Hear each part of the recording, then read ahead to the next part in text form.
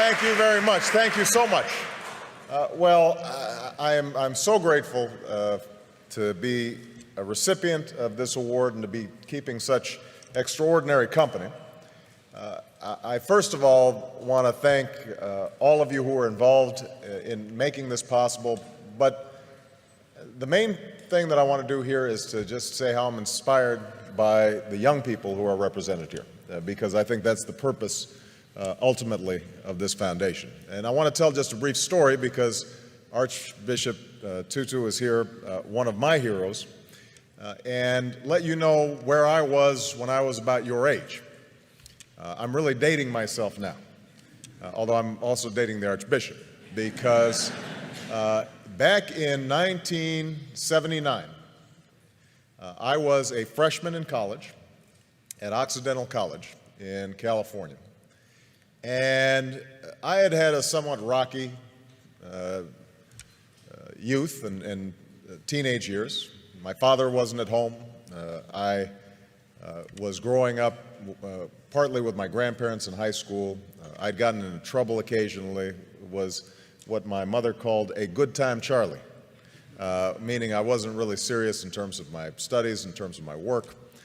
Had some awareness of the world around me, had some sense of injustice and unfairness, but it wasn't finely honed, it wasn't well developed.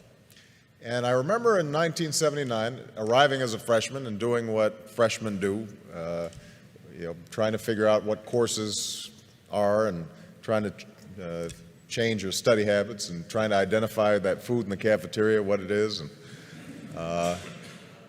And we were visited on campus by a couple of gentlemen from South Africa who were representatives of the ANC in 1979, 1980.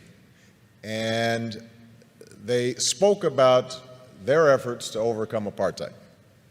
And for about an hour, myself and a group of students listened to these young men who were not much older than we were describe the extraordinary struggles they were going through, the sacrifices that were being made, people who were enduring jail and torture and beatings because they had a sense that somehow, some way, justice would prevail.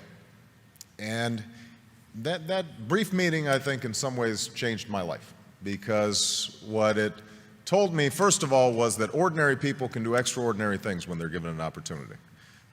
We sometimes think that our leaders have to have fancy degrees or well-educated or some public office somewhere.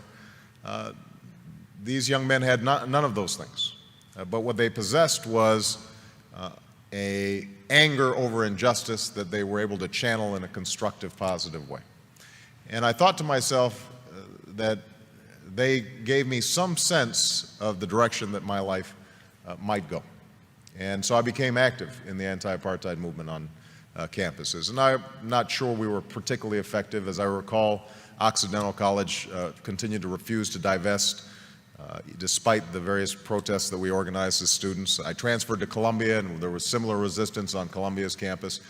But over time, I like to think that I was part of that mosaic that applied pressure and ultimately helped those in South Africa achieve the extraordinary liberation that I would witness almost 10 years later as a law student. And I remember the image of Nelson Mandela walking out of prison and understanding that a seminal moment in history had occurred and that Mandela's long march towards freedom was not his alone, but was part of thousands of footsteps, of millions of footsteps of people all around the world.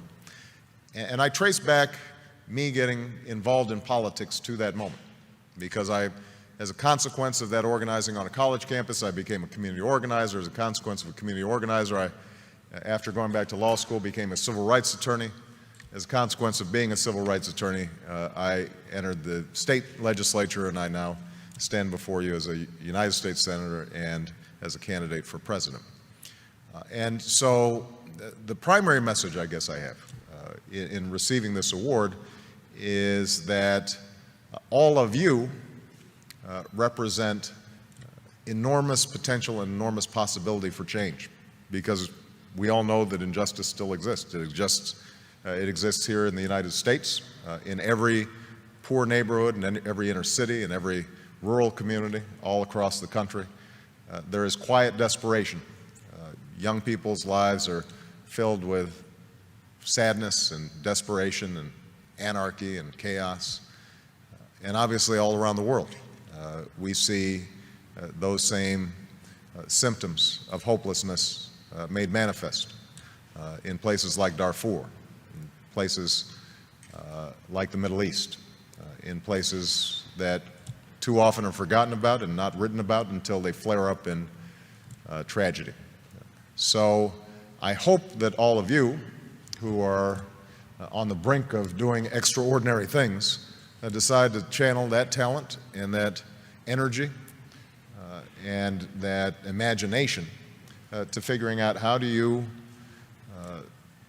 move the process along for a better history. You know, how do you put your shoulder against the wheel and move that boulder up the hill? And I'm absolutely confident that if all of you take up that challenge, the world is waiting for you, ready to be changed. Because I think we live in this moment in history right now where the hunger for change, the hunger for something new, the desire to break out of the ordinary, the self-interested, the petty, the trivial, is everywhere. And they're waiting for you. And so I hope that as you see the recipients of this award, you recognize that it's actually more of a tool to give you a little spark and drive you in the wonderful directions that I hope your lives take in the years to come. So thank you very much. Appreciate it.